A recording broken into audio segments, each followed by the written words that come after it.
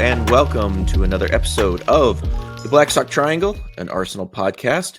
I'm Sean. I'll be your host for today's recording. With me this episode is Alex. Alex, how are you? I'm good, Sean. How are you? Not too bad. Once again, because I am in the U.S. and you are in Australia, we are always going to be experiencing opposite seasons. So just make me jealous of your weather briefly. Well, I think today was a cozy 28 degrees, which I don't know how much that is in Fahrenheit, to be honest with you. So yeah, it's actually been pretty nice. Last weekend though was hot. It was probably about 40 degrees, which is about 100 plus Fahrenheit. But it's cooled down a little bit. Oh, that's how. Yeah, 28 sounds nice. I don't know the exact conversion, but I do know once you get in the upper 30s, that's bad. For me, I don't like the heat. I do know that we're sitting well below zero in terms of Celsius. I think it's 15 this morning.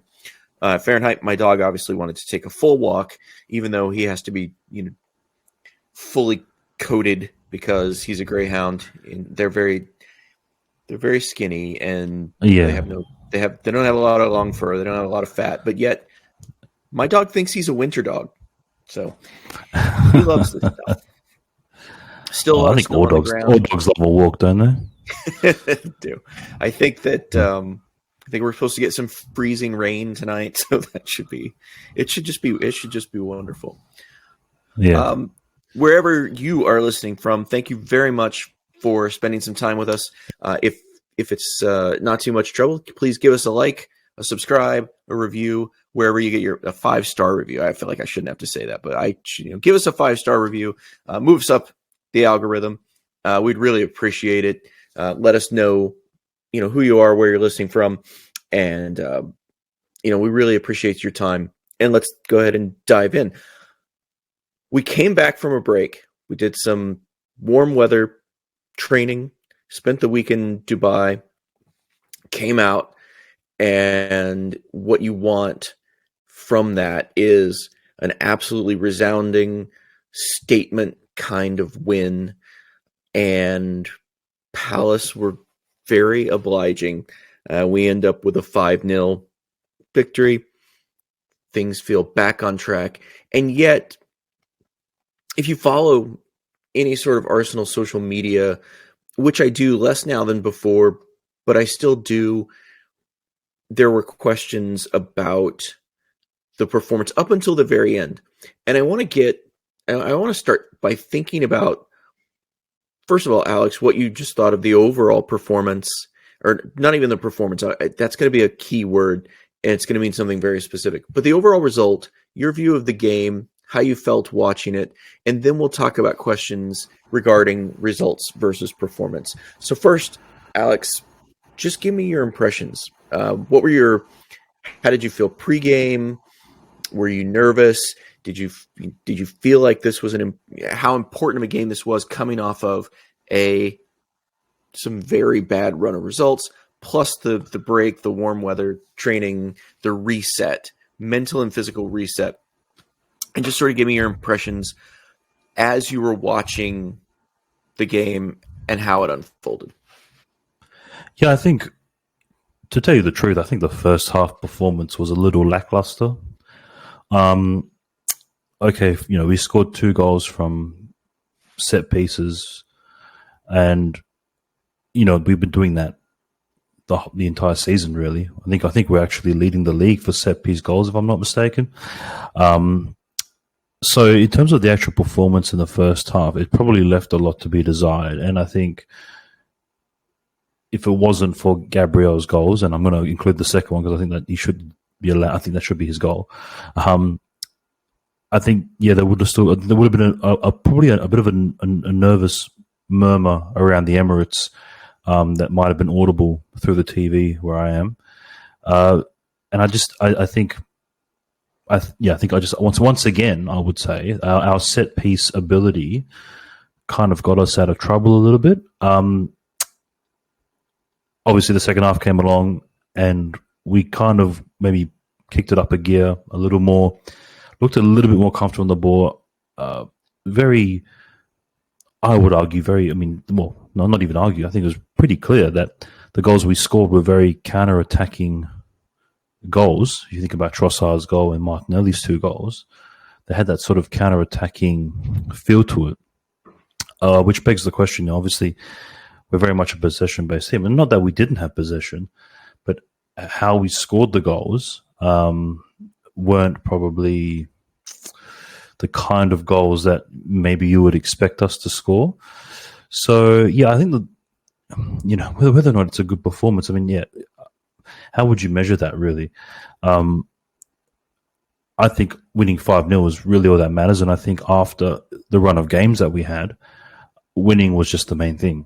I think whether you walk, run, or swim, bungee jump, whatever, however you get to that destination, I think it doesn't really matter. I think we needed the win. That's what we needed, and we got it.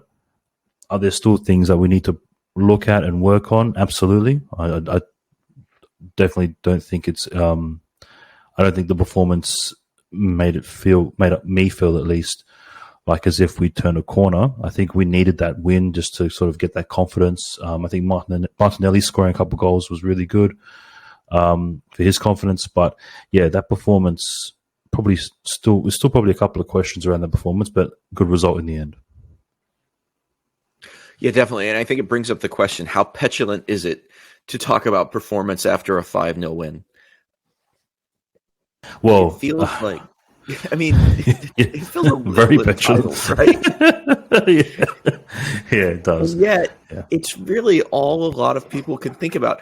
And based on what you've said, I think there's a certain amount of sense that it makes. In other words, if Martinelli doesn't come on and score 2 stoppage time goals and we win this 3-0 off of 2 set pieces and 1 admittedly outstanding counterattack, and we can talk about that because if there are some questions that were answered, maybe they were around transition, because I don't think we've been a particularly great transition and counterattacking team before this game as well. But if Martinelli doesn't come on and score 2 stoppage time goals that were almost, carbon copies of one another, we're talking about this game probably very differently. And I think that the questions over the performance get louder and more relevant. And all of a sudden, 2 very late goals gloss over a performance that I don't ultimately think we can properly evaluate because we score in the 11th minute. In other words, getting a goal in the 11th minute off a set piece, which, by the way, and this is something that everybody's talking about, set piece goals obviously count, and we are obviously very good at them. You're right. We do lead the league in set piece goals. We scored 2. We're very dangerous on them. That's not a fluke. But at the same time, there's a lot of variance within that, right? It can potentially be streaky. And I don't know that it's something that you can depend on through a season. I think you can through a season, but what you can't do then is depend on it game by game. Yeah, right? 100%. We're going to be very good and we're going to score a lot of set piece goals, but you can't say, oh, this game we're going to score some set piece goals and that's going to bail us out. Yeah, because ideally you want your strikers and your wingers and your front line to be scoring the goals. That's ultimately what that's their job. Their job is to be the ones that score the goals, not our defenders on set pieces. It's a nice thing to have, and it's a good, I guess you could argue, option. Especially when you're versing certain teams that might not be as physically dominant. It's a very good option. But yeah, you're right. It doesn't want to be something you depend on. And I feel Arsenal this season, we have very much depended on set piece goals, and I don't think that if you want to win league titles or at least compete for league titles, it's probably not ideal that you're just relying on set piece goals. They're good to have, but you shouldn't probably be relying on them. No, 100%. But at the same time, getting that goal in the 11th minute really changes, I think, the way that we should be thinking about the overall performance, because I don't know how much you can tell about what our performance would have continued to look like at 0-0, but it automatically changes a bit going up 1-0. And so it's difficult, I think, to even say, because you don't know what the performance is going to look like. We don't score in the 11th minute do we go on and start to, put those pieces together? Maybe we score an open play goal in the 15th minute or something. We don't know how that would have turned out. So instead, what we can look at is, was there anything that stood out to you in terms of changing what we looked like in possession in that first half? In other words, were we doing the same things? We're a very patient build-up, trying to break down a low block. I personally thought I saw a few more attempts at line-breaking passes and through balls, maybe going a little longer, a little more direct at times. I think that we tried to maybe work in a little more variety there. It didn't always come off, obviously, because we didn't look like we were playing, at our free flowing best, as I accidentally set myself on a tongue twister. But were there things that you noticed that you said, okay, this looks like something that maybe they worked on in Dubai, and now we're trying those things out? I think there was probably a little bit more urgency, I think, when we were getting into the final third. I did see Saka, I can't remember how many times, maybe it was 2, 3, 4 times, where he would get to the byline and he would cross it immediately. And I feel like maybe before this break that we've had, he might have cut back inside and looked for Odegaard or Ben White. So maybe that's something that they worked on, maybe to try and be a bit more unpredictable. I think we mentioned in a previous podcast, we have kind of looked predictable in certain parts of the season, maybe even the whole season so far. So I think maybe that was something that's been discussed with the coaches, Arteta and his coaching staff, with the players. Say, look, you want to pass it back to Ben White, pass it back to Odegaard, Bukayo, sure, no worries, but don't do it every single time. Run to the byline, cross the ball in, because you never know if the ball hits a defender and ricochets in, it's still a goal. So, I mean, although I felt like the first half performance, there was still some stretches of it where I didn't think that we looked hugely different in attack. I do agree that 11th minute goal probably did change that a little bit, maybe because we scored so early on. That could have also maybe given the team a bit more freedom. Maybe they just thought, okay, cool, let's just try and do some other different bits and pieces here. But yeah, there was, I guess, probably maybe a sense of more urgency, but also maybe unpredictability, or at least the attempt to try and be a little bit less predictable. But yeah, what you're saying as well around that 11th minute goal, because it was so early on, it's very hard to kind of tell whether that was the catalyst that sort of, I guess, maybe, that gave us that sigh of relief, where the team all of a sudden felt a bit more relaxed, and therefore they were trying different things, being a bit less predictable because they weren't under that pressure. Did that have the effect? Or was it a case of, no, we were going to do this all along? Only the players and the coaching staff probably know that. So yeah, I mean, that's a hard thing to answer, really. I'm not sure. I don't. Yes and no. How's that for an answer? Perfect. But I think there's an interesting debate to be had there, probably by somebody smarter than me, about this, but it has to do with this question of predictability. Let me ask you this. Are City and Liverpool fairly predictable? Do you have a pretty good sense of how they're going to play going into a game against them? I think you Liverpool, yes. Man City, there are times when I watch Man City and I feel like, okay, they've moved away from, like, so there's sometimes when I watch Man City under Pep, and I do feel like they move away from what they usually do. It's almost like for them, depending on the team, they can sort of, if they need to just go straight to a target man, quick counter attacking kind of stuff, they can do it. But more often than not, they don't. So I guess you could argue probably not really. But I think with Liverpool, I think they're very predictable, and I think the thing that Liverpool have is they've just got such clinical finishes that you can't stop what they're doing. Like, you know what they're going to do, but it's like they're basically saying we're too good. Like, you're not going to stop us from doing what we need to do. Yes, you're probably right. You're probably right when you say, look, are all these other teams predictable? Yeah, they are. They are predictable, but could you also argue that maybe they have slightly better quality than we do? I think maybe, but that brings me to my point. Are there two ways to go about this? In other words, and have we established what our identity is going to be in that sense? So when you go to Dubai and you train, for example, are they training plans B, C, and D, or is the goal to become so good at what you do that the predictability doesn't matter? In other words, when I look at teams like Liverpool and City, I think that they could, for most teams, they could go and tell you exactly what the plan is, and they do it so well that it doesn't matter. And so ultimately, I'm not sure what the identity of this team is going to be. Is this team going to be, we can attack you in a number of different ways, and you're not going to be sure what we do on a game-by-game basis or a minute-by-minute basis?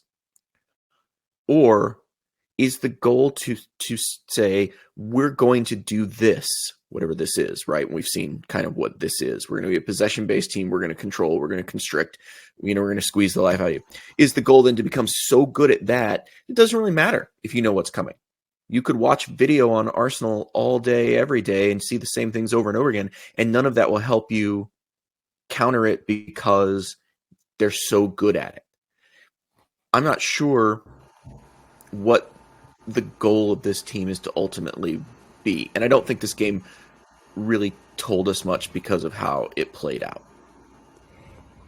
But there are some, and we could. So the last thing I have here in my sort of talking points for the overall thoughts on the game is somewhere between none and all of them. How many questions do you feel got answered by this game? On a scale of 0, none of the questions that I have about this team got answered versus every single question I had about this team got answered. And not that you should be able to answer a bunch of questions decisively off of one game, but you kind of get what I'm saying. Yeah. Once again, that's a good question. How many? That's why we typically want to have more people on here than just a pair, but you and I were the only ones available today. I like to ask questions. I'm not always great at answering them. Well, look, I think it also depends on what question you're trying to get the answer to. In terms of our ability to still, I guess, retain possession and have, a decent hold of the game or control of the game, I think those questions are still being answered. I still think that's the kind of team that we want to be. But I think in terms of our finishing still at the front, and how we ultimately score with that possession, I still think maybe we haven't answered enough questions in that regard. I think, there are still some of the performances within our front line need to get better. So maybe you could probably, if it's out of 10, maybe you could say it's a 5 out of 10. I think maybe half the questions have been answered. Maybe you can push it up to a 6 on the basis that, okay, we still managed to score some, obviously 5 goals, which is very good. The fact that we scored them from set pieces, which we're, the number one team in doing, so that question is still getting answered. But yeah, I think for me, probably a 5 out of 10 is probably, there are questions that have been answered, but I think there's probably been other questions that have been raised, maybe. So you could maybe even say it's 0. So we've answered some questions, but we've also created more questions. So it's like, well, we now have more questions than what we started with, because I'm looking at some of the players. I think, I'll be honest, I thought Jorginho was really good when he came on. I thought ESR when he came on looked really good. So then more questions have been asked, do we continue starting Havertz? You know, I'm sure we'll get into that a bit more, but Yes. more questions. Yeah, I do want to get into that. So let's go ahead and we can go ahead and start with the lineup. I don't think there were too many surprises. I was a little surprised that Martinelli didn't start. I think later we learned that he was sort of deemed not quite fit enough to start. But I think for me, that was probably the only surprise. Anything from you that you kind of raised your eyebrow at? No, that was the only really surprise. But yeah, if he's not fit enough, then yeah, that is what it is. He has to come off the bench. I thought the way the team started, I thought that was going to be the starting 11.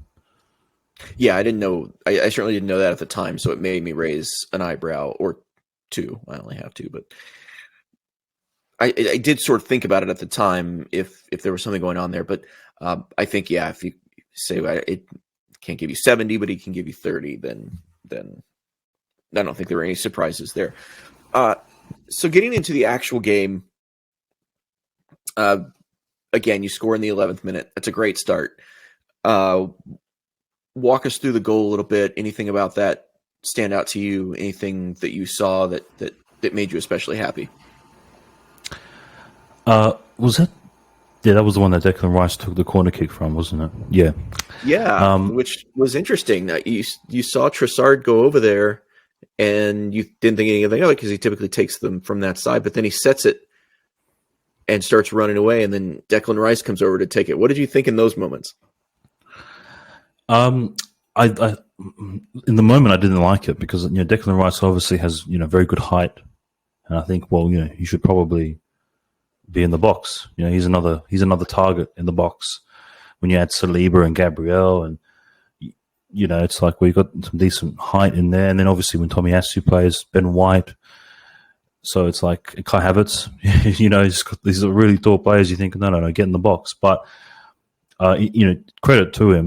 That was a very good delivery. And I think that's ultimately, or at least probably, why he took the corner kick, because he's actually, he's a good player. Who would have thought? £105 million. Get you a good player these days.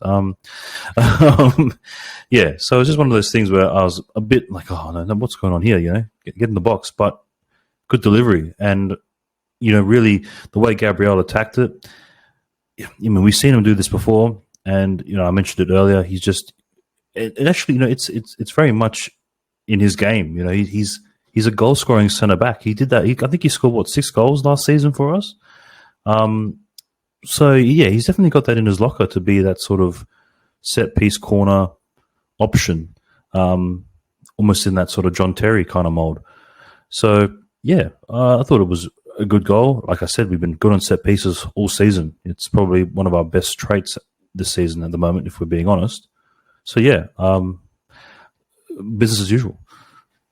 Yeah, I think Gabriel. I read somewhere that Gabriel is the highest scoring defender since signing for Arsenal in Europe, maybe the world. But I'm pretty sure he's the highest scoring defender in Europe since his arrival, or maybe it was just center backs. Anyway, you're right. He's done that. He's been very good at it. 37th minute, another. I called this one a crafty header as opposed to a towering header. It goes off of Dean Henderson and is officially an own goal. You mentioned earlier that you're going to count that as Gabriel's goal. I think I am too. That spiritually is Gabby's goal as well. And then that one from a delivery from Saka. I did want to say, I know that it was a little strange watching Declan Rice take that one in the 11th minute, but I was actually kind of relieved because I think a lot of Arsenal fans have not been, as much as we like Trossard, have not been especially enamored with his set piece delivery and his corners in particular. So many times we've seen him not beat the first man on the near post. And that's obviously one of the most frustrating things about corners. So maybe it was a little different that it was Rice who took it, but I, for one, was very relieved to see that it was somebody besides Trossard. Yeah, and that's probably a fair argument. Yeah, I guess it's 6 on one, half a dozen the other. Really, obviously Declan Rice is a quality player, so he's going to probably be able to deliver that ball almost with pinpoint accuracy. But then obviously, that means you're going to lose a little bit of height in the box. So, I can only assume that the set piece coach and the team worked on that, and they realized. And I think there was a picture actually whilst they were in the Middle East. I think they were there, Dubai. I think they were in, Yeah. where Declan Rice was taking, I think, corner kicks, or he was taking set piece kicks.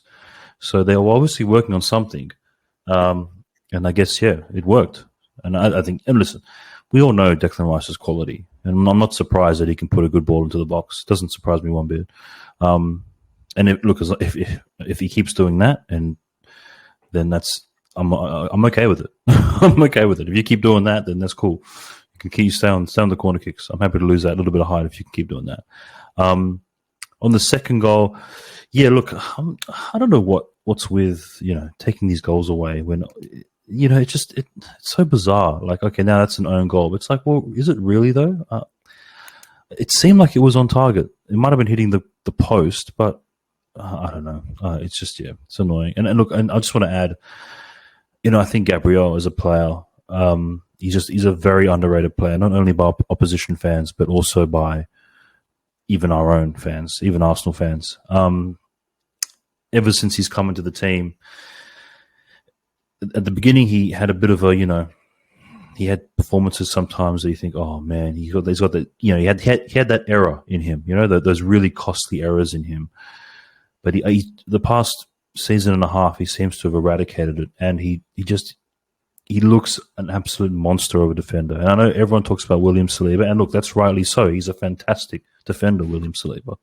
But Gabriel, I just think he's very underrated from a lot of football fans. For me, he's probably easily like a 70, 80 million pound defender. Like he's that good. Yeah, and it's really easy to get overshadowed by Saliba, who does a lot of, kind of the flashier things on the ball, who maybe has some of that recovery speed, some of the things that may stand out a little bit more on a highlight reel. But I think you're 100% right. Gabriel is a rock. He's steady, but steady in like you said, before he did have a mistake in him. He got a little fired up at times. His emotions may have gotten the better of him. He has really matured quickly because, again, it's young for a center back still, just like Saliba, although Saliba is a little bit younger. But what they've done then is develop a partnership. And I'm not sure that you can take one away from the other and either one of them look as good as they look together. Obviously, there's a synergy involved there. But I think that you're right. Saliba does some of the things that are a little flashier. But I think Gabriel's absolutely essential to what we've been doing defensively. And we talked a little bit about performance. And obviously the performance, when we talk about it, so often what we're really talking about is chance creation and goal scoring. And can you score highlight reel goals? Can you create chance upon chance upon chance upon chance? But the flip side of performance, and the one that we haven't had that much trouble with, has been chance limitation. And in this game, we were absolutely outstanding. Crystal Palace created less than or right around a third of an expected goal, depending on who you're looking at. And I never really felt that we were under that much pressure. There was the chance where Raya got a little rushed on a clearance and sort of kicked it directly to, I can't remember now, was it Lerma, who ends up taking the quick shot? I can't remember. Raya makes the quick. I know, but he makes an unbelievable save from it. Makes a very good save. Yeah. And I will not put that on Raya. The pass to him put him in a really. He was really past the ball under pressure. Like, he didn't have much of a choice. Yeah. So he bails himself out a little bit there. But defensively, that was probably Palace's best chance right there. Defensively, again,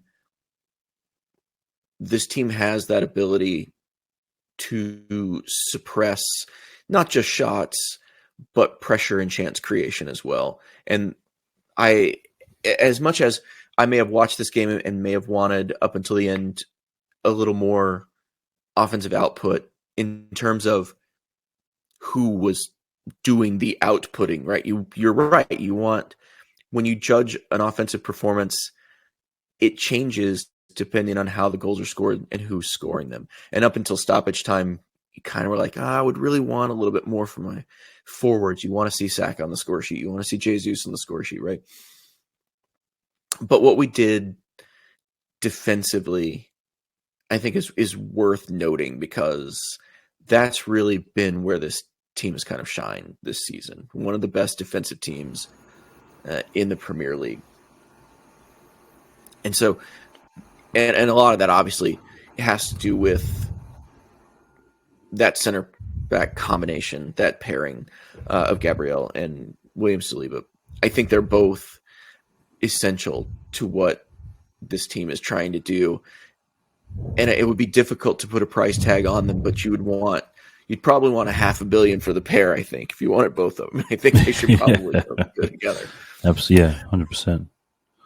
Yeah. So going to halftime, a 2-0 lead, I'm feeling pretty comfortable, if only because I may not love the offensive performance up to halftime, but even in the going into the second half, you're like, it didn't feel like Palace was going to do anything. No, it didn't. And look, we saw in the game with the Palace fans putting up their sign about the direction of their club. Clearly there's, underlying issues at Crystal Palace, whether that's under Roy Hodgson, it's Roy Hodgson and probably the ownership as well, Steve Parish. But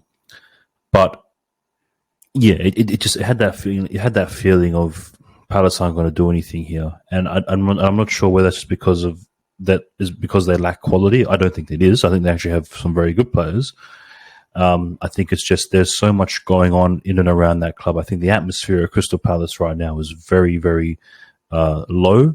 The morale is low, and I think that ultimately, that obviously is going to have an effect on the performances of the players and the team in general. So I think that probably played a bigger part than maybe a lot of Arsenal fans would care to admit, because it was a 5-0 performance. But yeah, they looked a bit toothless for sure, which is strange because they have enough quality to cause some of the best teams issues, and which they have, at least earlier in the season and last season. But yeah, it's just, you can tell the club as a whole was just sort of down in the dumps at the moment. Well, even the best case scenario, right? They're a mid-table club dealing with some injuries and some absences from AFCON. So they're depleted in multiple ways, and at their best, they're not going to be as talented as your top-end team. So once you stack all of those conditions on one another, but the issues that the fans have obviously go deeper than injury crisis plus AFCON absences, right? They obviously felt like that team was underperforming, and there's some long-term angst going on with that. But we should really talk about the second half and the reason that the banners had to be unfurled, and that was a second half performance from Arsenal that was fun. Frankly, this was the fun that I think we were missing. And yeah, it's great to score set piece goals, and they're wonderful. I love, Gabby just, monstering defenders to get over them to put home the bullet headers. Maybe the second one, maybe a little more crafty than towering, but that's okay. What we got in the second half was a performance of the team that really that looked like they were starting to get their confidence and their mojo back. So, do you want to walk us through the Trossard goal a little bit, or just talk about? Yeah, look, I'm happy to talk about that because that was a great goal. I mean, I do miss that. It felt like a goal from last season almost. Just that that speed of attack that we had last season. I mean, it was literally, what was it, 3 passes? Raya gets the ball, runs out to the edge of his box, throws a perfect pass to Jesus, and he just crosses it or slides it across to Trossard, and Trossard cuts back and kicks it in, and it's 3-0. And you just think, wow, that it did. Yeah, like I mentioned, it just felt like one of the goals that we would have scored last season. And I loved it. I thought it was really clinical, and it was. I mean, you think about it, just 3 passes and the ball's in the back of the net. That's the kind of clinical. That's the kind of goal that Liverpool would score. Had that feeling about it, like that. That's like a Liverpool kind of goal where it's a couple of passes, it's in the goal. Well, getting up 2-0 will help you do that, because at that point, it becomes very difficult for a team like Palace to justify sitting in a low block and waiting for Arsenal to come on them. I mean, you get that's the beauty of getting a couple of goals up, is that those spaces start to open, and you can see the 3 goals that Arsenal scored in the second half were all of that counter-attacking transition variety, which, by the way, is another area that I thought for the first half of the season this team wasn't particularly good at.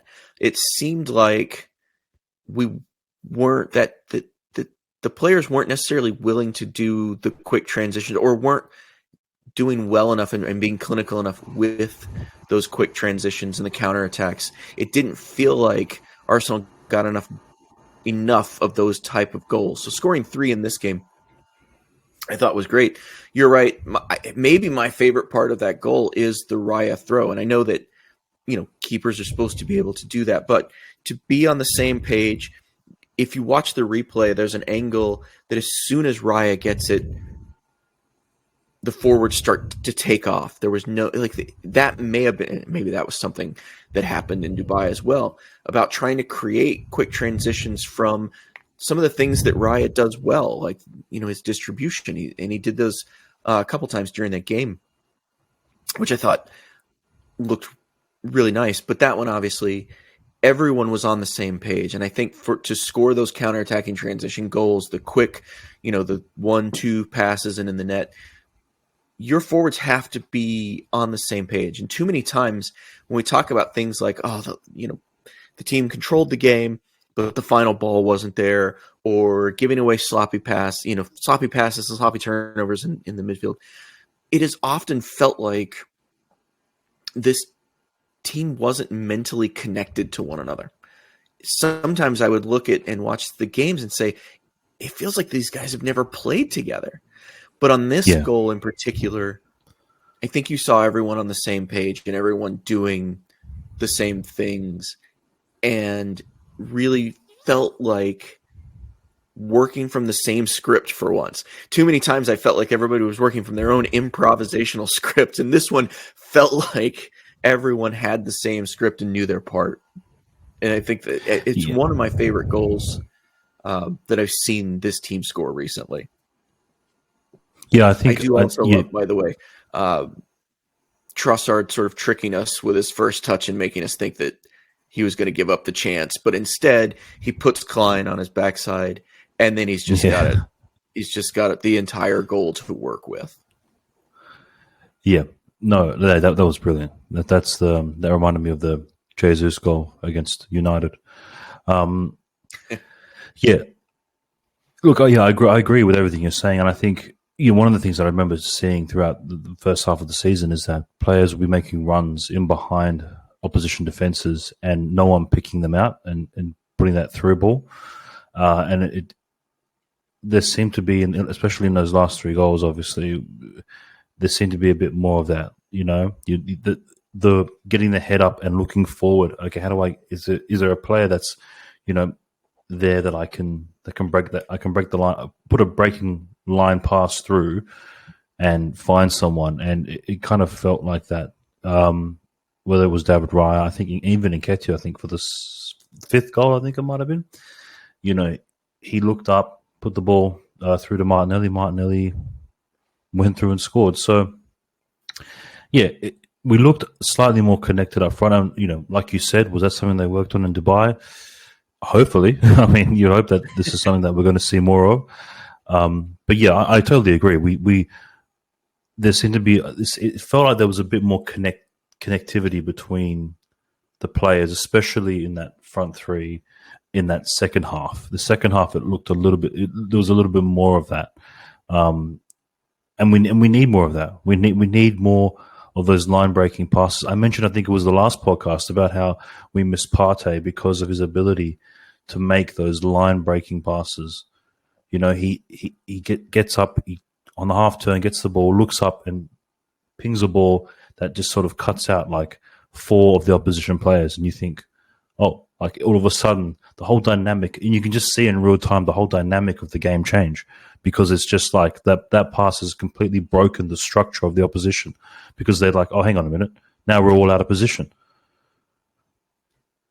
So we need that more. We need more of that. We do. This team definitely needs more of that. We as fans need to see more of that. At 3-0, the outcome of the game really no longer in doubt. I don't think it was really in much doubt at 2-0. I feel like Palace could still be playing at this point and not have scored.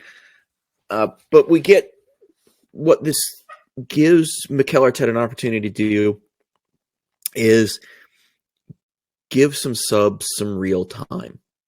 Not time wasting subs toward the end, but so the first subs come on the 69th minute. Martinelli comes on for Trossard. ESR comes on for Kai Havertz, and Jorginho comes on for Declan Rice in the 73rd minute. We can talk about that specific sub here in a minute. So we'll talk about the Martinelli and Smith Rowe subs.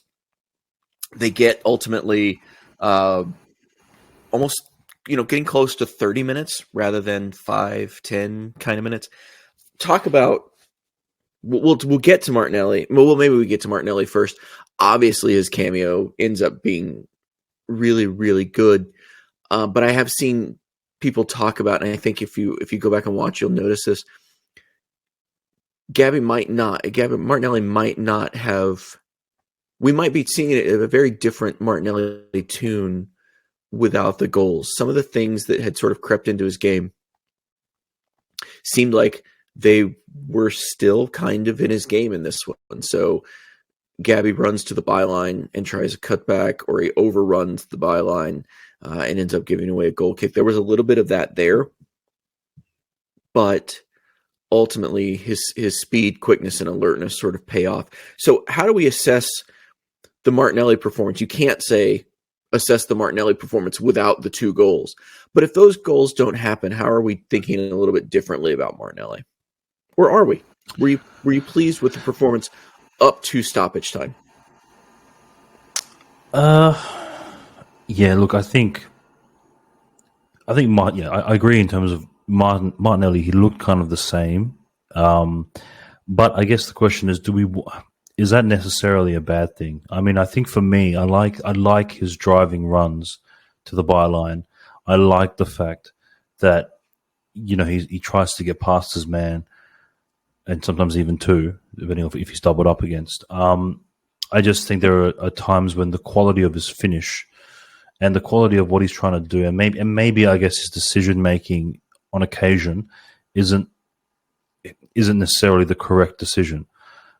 So, I felt like in this game he probably made better decisions when he was on the ball, and maybe that is something he worked on in Dubai, but those two goals, I thought, the way he sort of got in behind and took those chances, he looked like a player who was maybe a bit more mentally refreshed. He just, the sort of slotting around the keeper was a very calm and calculated, and obviously, the correct decision, or at least, the decision making was sort of, it all lined up. And I think in those little 20 minutes, I felt, he looks a bit more clear-minded. I think maybe he might have been overthinking it a bit more the first half of the season. So maybe he's had a chat with Arteta or one of the coaching staff, and they've said, listen, you just got to simplify it, man. What you were doing last season was enough. You don't have to try and take on the world.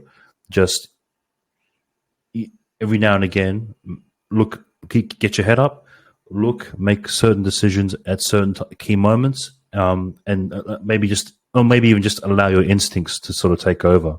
Because that's what it kind of felt like, actually. That's probably actually a better way to describe it. It felt like his instincts were more at the forefront, whilst I feel like before the Dubai break, it felt like it felt like he was overthinking it a little bit.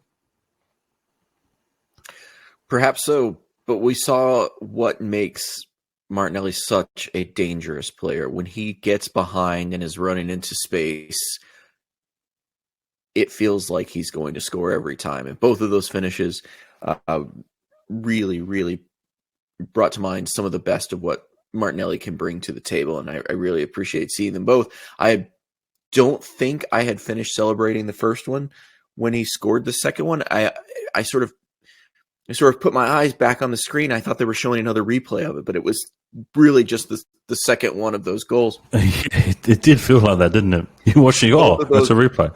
And then you see it goes to 5, and you're like, oh, hang on, no, it's another goal. What? those right-footed finishes off the left side. It's aesthetically, it's just really, really pretty to just watch him curl those just inside the post. So second half, transitioned extremely well. Score 3 goals off of counters and transitions.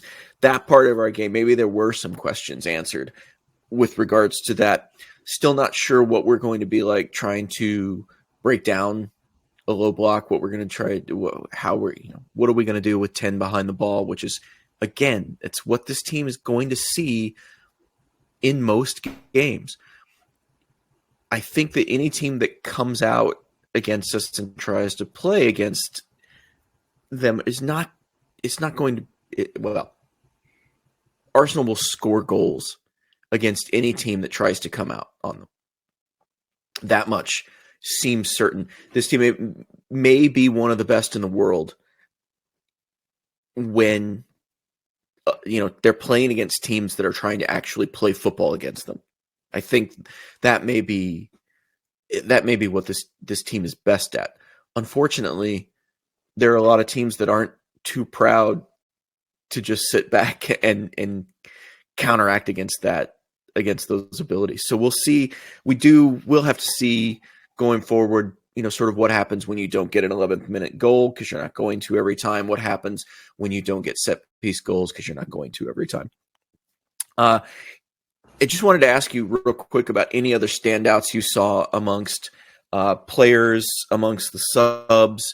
Sort of who do you think benefited the most from getting away, having a little bit of time off, getting out of the English winter, and just sort of who do you feel like looked in your mind the most refreshed? Well, I think a player that I think we kind of saw what they bring to the table, a very sort of ridiculed player. I think Zinchenko, his ability to break the lines with his passing. You could kind of see the difference with him in the team. He's got such a key eye to sort of just pinging like a 30-40 yard pass from midfield. So I think I think we should just give him a mention. I'm not saying he was fantastic, but you could see the difference in terms of our attacking prowess in that attacking transition. We definitely look at a much more flowing attack in attack with him in the team. And I think ESR, when he came on for the last 20-25 minutes, I thought he looked really good. I think I would love to see him get more minutes. For me, if he's fit enough, I would start him ahead of Havertz. I really would. I think he could be an incredible number 8 for us. I think he's got so much ability. I beg Arteta to just play this kid a little more, have a bit more faith, because I just think he's so good. He's such an unbelievable, young, talented player. Anyone else? I mean, look, you had your Odegaard did his usual thing, ran around like a headless chook. I mean, this guy, it was, I wouldn't say it was a captain's performance per se, but he wears the armband with pride and he puts in an effort. Was he one of our best performers? Probably not, but he runs his socks off for you. He makes that effort, and so you can't really be upset at him because, okay, fine, he didn't do much necessarily, but because he worked hard, you can say, okay, that's the minimum. You just got to work hard. If you're just lounging around, not acceptable. But if you work hard and you don't do anything else, at least we can say, okay, at least you put the effort in. Ben White as well. I've got to mention Ben White. I think Ben White looked almost back to his best. I think that break did him probably something really good. Obviously, the hot Dubai sun must have healed his leg or his hamstring or something because he looked back to what he looked more mobile. He just looked more fit. Really, I mean, I think that's probably it. He just looked like he was actually fit for a change. So yeah, Ben got to White's in mention that conversation. Yeah, for sure. He looked fantastic. Yeah, for people who benefited the most from getting away, I think Ben White is probably at or close to the top of that list. The team had said he had been carrying a knock. It looked like he had been carrying something, and now he looks healed. He looked much better, I think, defensively in this one. I didn't feel you got back to where felt like you could trust him. It had gotten to where, if you saw a winger getting into a one-on-one situation with Ben White, it was starting to be a little bit nerve-wracking. And I think he did a lot today to calm some of those fears. And by the end of the game, I felt a lot more comfortable just sort of watching him in those situations. I felt like he was able to get back. His recovery speed looked better. His feet looked quicker. He looked a lot more comfortable. So yeah, I think Ben White is definitely good for a shout. ESR, I thought he looked great. I don't think there's any question about his on the ball work. I do have questions of whether he would have enough defensive responsibility to play as an 8, especially on the left side where you've already got Zinchenko, who sometimes abandons that sort of left back role. Obviously, sometimes you'll see Zinchenko, see him a lot in the middle. Occasionally, you see him on the right, just sort of, roaming around looking for the ball and looking for things to do with it. I do wonder if ESR is able to take some of that defensive responsibility from the left 8 position. By the way, that's not me saying I don't think he can. That's me saying I'm not sure that we've seen it. And maybe that's part of what has been happening with his transition in terms of getting him back. Maybe it's not just about the fitness, which it's always about fitness with Smith Rowe, but maybe it's not just about the fitness. Maybe he has been sort of relearning parts of the game in the way that Mikel wants him to, and maybe that just takes a little longer than we might expect. And maybe we sort of should expect to see him a little bit more. Mikel Arteta has been talking a lot about how well he's been training and how good he's looking, and that he's fit and that he's firing and that he's ready. And this game, maybe more than any recently, I think bears some of that out. And I think that you're right, that that's the position to be won. Kai Havertz is good. There's no question about that. I don't think he's been that convincing in that role. And so there's some time there to be won, I think. But yeah, as far as just sort of Dubai benefiting standouts, I think White and Smith Rowe looked really nice. Obviously, Martinelli had been way out of goal scoring form. He comes in and gets a pair. I really hope that this kickstarts him for the remainder of the season. Yeah, and I hope so too. I hope he kicks on for sure. Although, having said that, Trossard did score as well. So, and it was a pretty good goal too, and it was a very calm goal. So yeah, we'll have to wait and see. I mean, it's a good problem to have, but look, if Martinelli comes off the bench and if he keeps coming off the bench and doing that, then maybe that's a good tactic from Arteta, and you just leave Martinelli on the bench to have him come on the last 20 minutes when the defense has been run ragged and say, okay, yeah, cool, put up with this. Yeah, let's see what you can do against. Let's see what you can do against this kid. Yeah, God. Oh no, man, that's got to be that have to be the worst. Is that you go in and you're playing a game, you're 70 minutes in, the left winger's already scored, by the way, and then he goes off, and you're like, oh, great, Trossard's gone off. He's already got one, and then you see who's coming on, and you're just like, maybe I've pulled something. Maybe I can tweak something in the next few minutes to get off. I can't imagine any right back that really wants anything to do with a fresh Martinelli coming on in the 65th, 70th, 75th minute. Yeah. So I agree with you there. Yeah. Before we close, it wouldn't be an Arsenal victory without, it wouldn't be a silver lining without a little bit of cloud. So let's talk a little bit in terms of injuries. We talked about how Declan Rice went off in the 73rd minute, seemed to be mouthing something about a hamstring. I think the lip reading experts among us, said hammy. Any concerns there? He didn't go down into the tunnel right away. Stayed on the bench. It didn't look particularly. I mean, he was able to jog off. I didn't notice any noticeable limp or anything. So, any particular concerns for you on that one? Not really. I think. I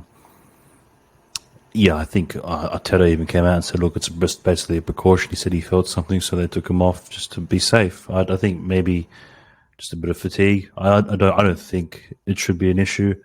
I'm not concerned. At least not yet. Right. We'll wait to see what the training pictures look like later this week. I mean, you never know with Arteta. That's the thing. Like, when it comes to injuries, like, it's just, he's so hard to predict. He'll say, "Oh, look, he's out for months," and then all of a sudden, Jesus is back the next game. You think, "Hang on a minute, what?" You just said that he was going to be out. So it's one of those things where, if Arteta's saying that it's not a huge issue, I don't think he would make that up for any reason. But we'll wait and see. I think it's 11 days between games. I think it is, because the 20th of Jan was the Crystal Palace game, and then Forest is 31st. So that's it's 11 days. Oh, was it 30th? Okay. So it's a long time in between drinks. So there's a decent amount of time there for him to maybe just have a rest, and we'll see what happens. Big Gabby also comes off in this one with a little bit of a knee knock. I haven't heard any real updates on that one either. I don't know if you have any concerns about that one. Yeah, probably the same with Rice. Really, nothing yet. Having said that, I wouldn't mind seeing Kivior play at left centre back. I wouldn't mind just seeing what he does, how he does. Just curiosity, really. But obviously, if Gabriel's fit, play him because he's that good. But let's we got Kivior. It'd be great to see what he can do in his favoured position. That is not at left back, like we throw him under the bus at bloody Fulham. I'm talking like, play him in his actual position, and let's see. Because, I remember watching, I think it was for Poland was it the Euros? I can't remember what tournament it was. But, man, he was playing at left centre back, and he was pinging 40-yard passes, like, perfectly to, like, attack, like, to, like, Lewandowski and stuff like that. I'm thinking, man, it's hard to find players that can do that just in midfield, let alone at centre back. So, right. It'd be interesting just to see what he could do. But anyway, hopefully Gabriel's fit. Yeah, definitely. I mean, it's probably not the time of the season to be experimenting. We don't have any it's not cup games left to experiment with. So with any luck, and I know this isn't a knock against Kivior, obviously, but with any luck, we're not seeing him in that left center back position much at all this season. No, I agree. Absolutely, I agree. If Gabriel's fit, you play him. Don't get me wrong. Right. It's just that from what I've seen of Kivior, for his international team at least, I think we are writing him off a bit too quickly. I think he's had a couple of interesting performances, and I think as fans we're kind of like, oh no, he's no good. And a lot of people thought that about Gabriel, and people used to say he has that bozo gene, like where he just does something stupid. And now look, so. Yeah, there were some people who thought that Gabriel wasn't going to be a defender that you keep once you move to the next level. There were definitely people talking about that. And I don't think if there's an Arsenal fan who still thinks that, I don't want to listen to them about it, because I don't think that there's a reasonable case to be made that Gabriel's not one of the best defenders in Europe right now. So definitely true. Anything else that you wanted to bring up before we close this out? We've got Nottingham Forest after the upcoming FA Cup weekend, which we are sadly, very sadly not involved in. But it does give another 10 days. Maybe they should just head back to Dubai for a couple more. Yeah. Get some more rays. Let Ben White work on his tan. Avoid at all possible the English winter. Yep. Or even the American one, apparently. But well, this part. Yeah. Look, there's nothing really else. I mean, what I will say is, like, there's still nothing really on the transfer front. So it's probably looking like we won't sign anyone. There might be a couple of outgoing, Cedric or Nenny. I did mention in the last podcast that it might be a case where we sort of gear up for the summer transfer window, where we just get rid of some of the fringe players, and then maybe get some deals in place to sell maybe certain other players, and then go big in the summer. It's kind of looking like that. Yeah, this never felt like it was going to be a big January for this team. It felt like a lot of people may have wanted something of a big January, but none of the news coming out from anybody that you actually trust on a regular basis indicated that this was likely to be an active January for this team. And so I think you're right. I wouldn't mind seeing Cedric go. I wouldn't mind seeing El Neni go either. I mean, they're not going to play a part on a team. They're not going to play a significant part on a team that's actually challenging for anything that we're trying to challenge for. So probably time for those things to happen. Yep, no, agreed. All right. Well, Alex, it's been wonderful getting to talk to you about this game. It was such a fun game to watch. It was very. It just felt cathartic to actually score goals, and I agree that it probably didn't, to a certain extent, didn't matter the manner in which they were scored. They just needed to be scored, and given the choice between scoring 5 goals in the manner that they've been scored in this game versus creating loads of chances that the forwards don't seem to be able to finish, I'll take this. Now, I know long-term we want sustainable performances that are going to ultimately lead to more victories, but man, did this one feel good. Yeah, no, I agree. I think, like I mentioned at the beginning of the pod, I think it was just about getting that result. And so to win it 5-0, it just adds that layer of confidence. It gives the team a little bit more confidence, and hopefully you can just sort of build on it. As we are 21 games into the season now, so we've got 17 games left, and if you can from now until the end of the season rack up, if we can get another 40 points, we're going to be in the conversation. We might not win it, but we'll definitely be there or thereabouts. I mean, I don't know if we can get another 40, maybe 42 points, which might be pushing it. 80 plus, we're definitely going to be in and around. So, if we just got to keep trying to get these results, hopefully this will give us the confidence we need, and then we keep pushing on.